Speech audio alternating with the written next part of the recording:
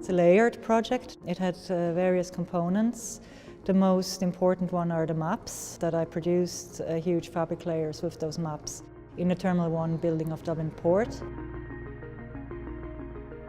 Before the project commenced, we were brought on a field trip, shown the venues where you could do the work, and when I saw the Terminal 1 building and the overflow space, I knew straight away I wanted to do something in there. The maps showed the development of the port from medieval times up to the present day.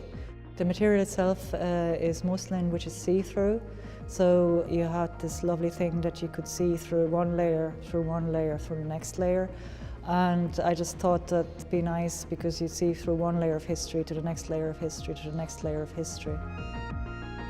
First of all, the fabric was sewn together. We would have hung them first onto the wall, projected the dimensions of the map onto it. So I sketched the outline of the map and then I put them on the ground. And then I started painting them with ink, fabric paint, acrylics, spray paint, you name it.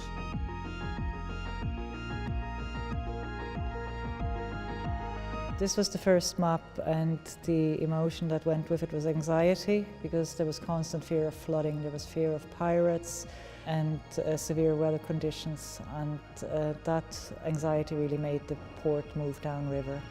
The background of that map of anxiety is white, as in a pure sense of starting the mapping, and the colours are red for the vitality of the city, gold for its rich merchant background, and black for the early death as the Black Death.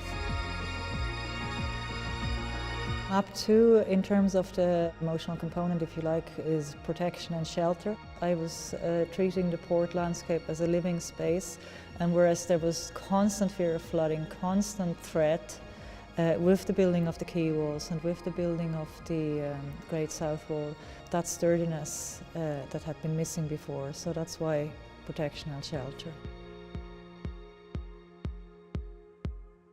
Yellow as a colour, primary colour, because there was a lot of maintenance had to be done and a lot of repair works, and the light had to be shining on various locations in the port on a constant level, hence the colour yellow for light and for care.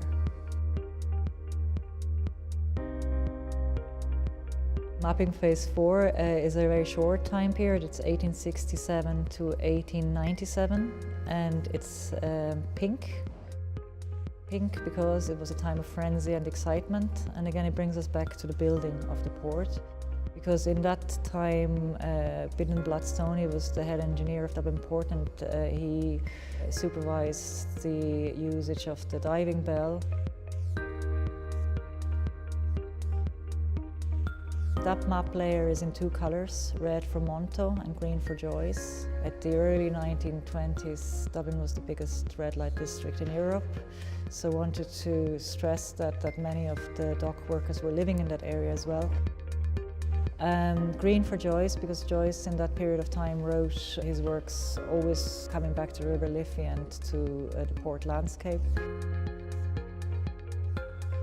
The whole city was under sanctions because of the war, but the port heart was still churning, and I wanted to have it like that heart beating because it was the time of the Eucharistic Congress in 1932, so it almost looks like a Eucharistic heart beating as well. 7 is nice and bright and orange because after every emergency you have a period of recovery and you have rebuilding or reconstruction, and that was exactly the same for the port and the city.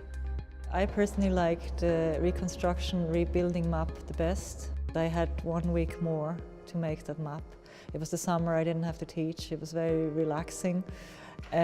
Also, I just really liked the shape of that map up to the 1960s, and it turned out for me, I look at it and I think that's lovely.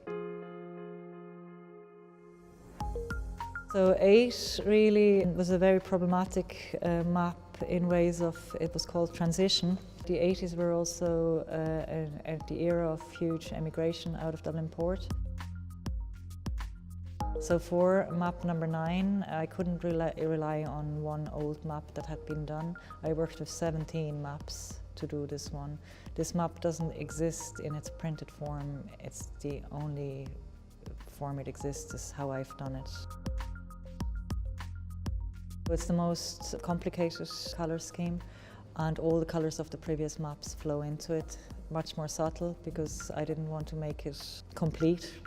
Also, what happened at that time period was the port centre was being reconstructed or being reopened to the public. So for the very first time, we haven't got the Gandam's Castle House as a orientation point, but port centre itself. So parallel to my map making in Terminal 1, where I did the maps, painted them onto the fabrics, I had a seminar running at each end of the month where I invited 3 speakers to the lab gallery. The seminars were a centre point and were very well received, and you could see that a lot of people have an interest in the port that might have not access to that port landscape, so that was kind of refreshed in ways. So we had the map making in Terminal 1, we have the seminars in the lab, and another component then, I started having open days in Dublin Port once a month on a Saturday afternoon.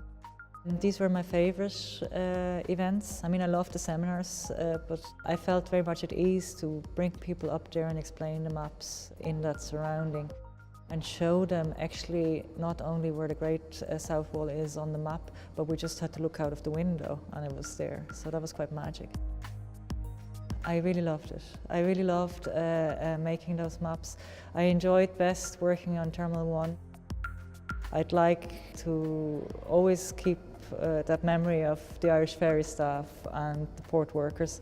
They were just fabulous, and I think that it was a privilege for me to make them in Terminal 1, those maps. It wouldn't have had the same effect if I had made them in a studio. Like, the port was my studio.